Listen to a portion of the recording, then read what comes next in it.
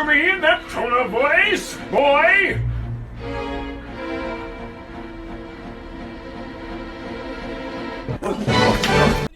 So yeah, SMT's train journey is finished.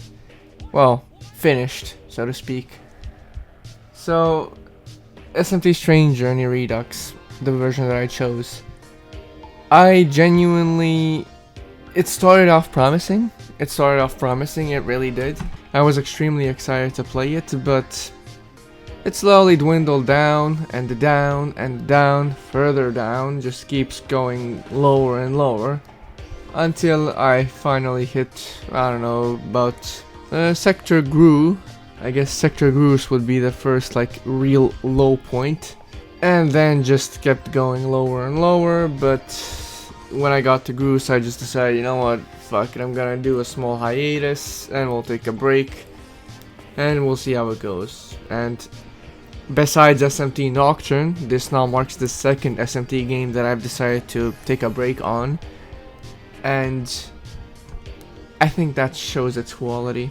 Well, quality so to speak.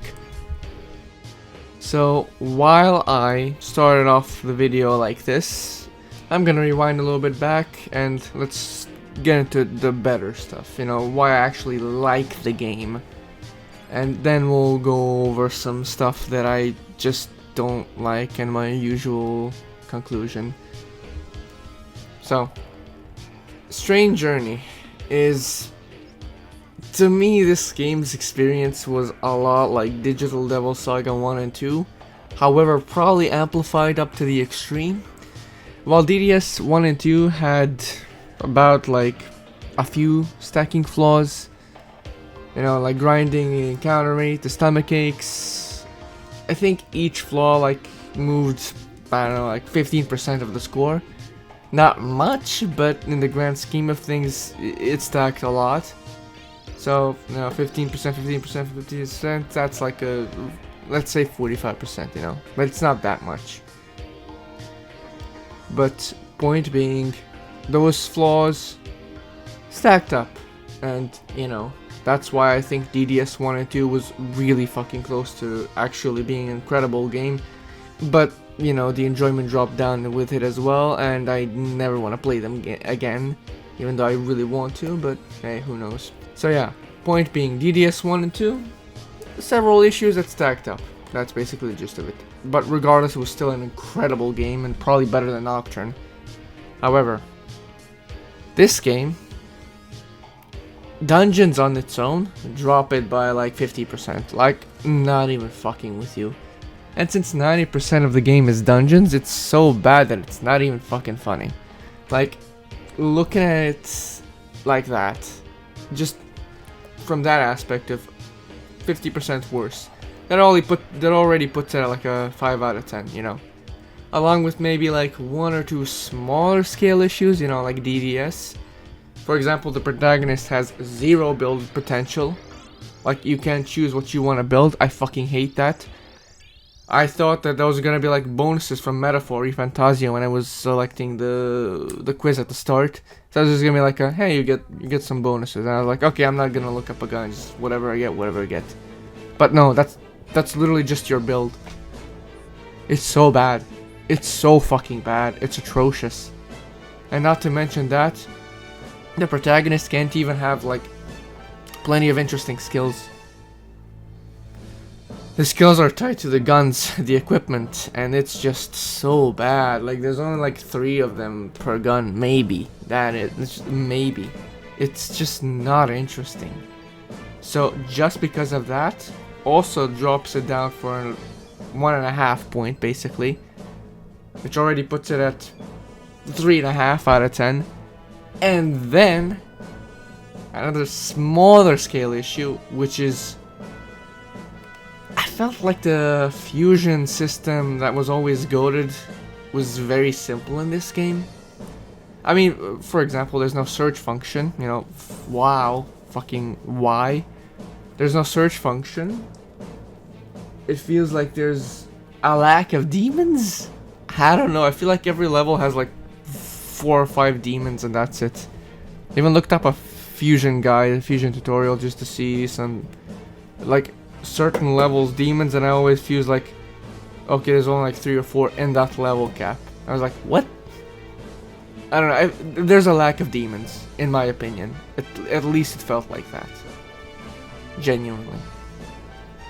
Which already drops it down by a 0.5. Which then puts it at a 3 out of 10. And I just... it's so bad. But then, the positives. They really shine as hard as they can. Like, the OST is extremely unique. Not amazing. The final boss theme is amazing though, that shit slaps. And there's a few other ones which are pretty fucking incredible, but it's kind of like a metaphor where, okay, it's a fitting one, it's unique, but it's not that great. The story is very good. The setting is, wow, the best part of the game.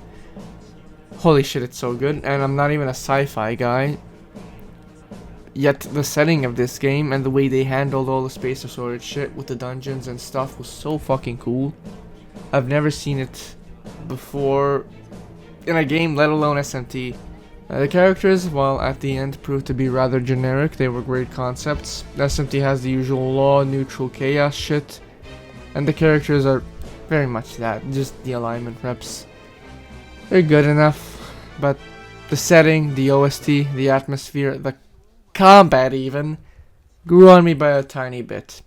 It's not amazing, it's not even great, hell, it's barely good, but it was not an overall negative. So like, when it comes to that co-op system instead of the press turns, when I first saw that I was like, what the fuck is this piece of shit? Like, I just did not enjoy it. It was like, why would they remove press turns when press turns are literally the best turn-based mechanic of all time, genuinely? And I don't know, by the end I got accustomed to it. It's not good, like I said, it's genuinely not like good. It's fine, it's serviceable. It's just very simple. Like, there's a lack of strategy when it comes to that. You just, okay, 4 demons of the same alignment, boom, that's it. Then you're good, yeah, that's all. There's not much strategic stuff when it comes to that, but whatever, like, it's fine. It's not a negative anymore. So yeah, all of those things, bump it back up, in my opinion, by like another 4 or 5 points. So we're looking at like a 7 or 8 if we're looking at all of that non-game related stuff. But when it comes to the gameplay itself, it's a 3 out of 10. The dungeons, like I said, they're just so bad, and Bro, I'm straight up not having a good time. It feels like it's suffering. Like, every time I went through it, I genuinely didn't have any fun whatsoever. I think Antlia, Sector A, was okay. You know, I guess it was a tutorial one. Fucking sure. It was fine. Botes really fucking pissed me off, slowly. Karina was actually kind of interesting because of the setting, and because of those dark rooms and shit like that. Because it was unique at that time. And then overall, just they slowly put the dark rooms and all the stuff that was in Karina into the other ones.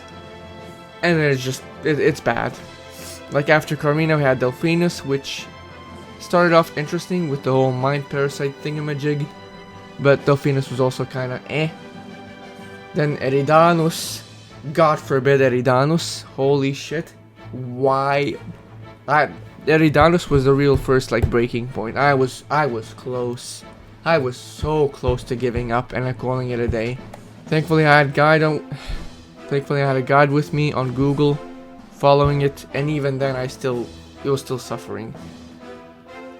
And I started abusing the ever-living shit out of save states from that point on. Thank God, because if it wasn't for that, I would not finish this game. And yeah. Then after Adonis, we got Fornax, which I didn't like. I didn't like a single one of these. At most, I thought they were serviceable, tolerable. And Fornax was tolerable.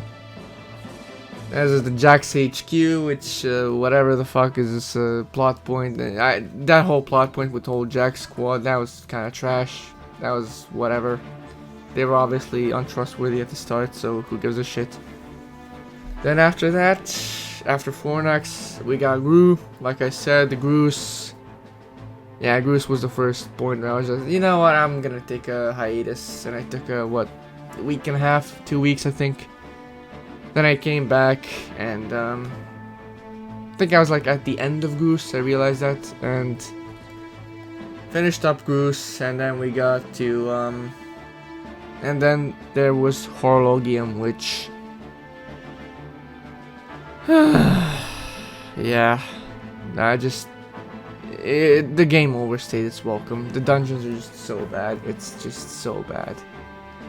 Like, the first person view, that was also, I forgot to mention, I didn't like that much. And then just, the whole dungeon design was just so bad. It was just not fun. Like, it was tedious for just being tedious. There was no, like, no real challenges, no real puzzles, nothing. It was just, hey, hope you enjoy suffering. That's all there is to it when it comes to the dungeons. So yeah, Horologium really fucking pissed me off, and I think at the end I just snapped and fucking used like a wall hacking cheat, and I was like, okay, fuck this, I'm just done. I want to finish this game, and I did. So I went through that. Oh, and not to mention the Womb of Grief, since I played Redux. Also, the Womb of Grief was, I mean, certain spheres were fine, but the other spheres were just bad. And yeah, the Womb of Grief was also just overall kind of shit. Alex was a decent character, I liked her design at least, and her soundtrack, but really just Redux is just carried by the setting and the vibe and some of the characters, like Jimenez and I guess Alex, really. I didn't like Zelen that much. She felt like a bland law rep. I loved her design though. Her design with the whole with the angel form, that was fucking incredible. But yeah, no. Strange Journey was the best game I never want to play again. And I mean that in a I don't know, man. I just don't like this game. I don't think it's worth playing this game. I think if you should experience it, but by watching a video essay or something like that, because it's just not enjoyable by any fucking stretch of the imagination. Maybe if you use the wall hack since the start that I did, the wall hack at the end. If you use it since the start of the game, so you can avoid all the dungeons and you can just appreciate the story, and if you can just appreciate the characters, the setting, everything like that. Like I said, the Schwarzwald was such a cool concept. I fucking love that. I really want a Strange Journey 2, just because then they can at least lower the tedium. Hopefully, they probably won't. And yeah, no. Strange Journey I never want to play ever again, and I don't think you should as well. And yeah, I think it's a 5 out of 10. I genuinely think it's an incredible art piece, but a bad game. Genuinely, I think it's a bad game. So yeah. I'm excited to see all the dislikes, but that's just my opinion. Like, I saw the Reddit, well, it's not my opinion only, there's a few Reddit threads and shit like that, which I agree with.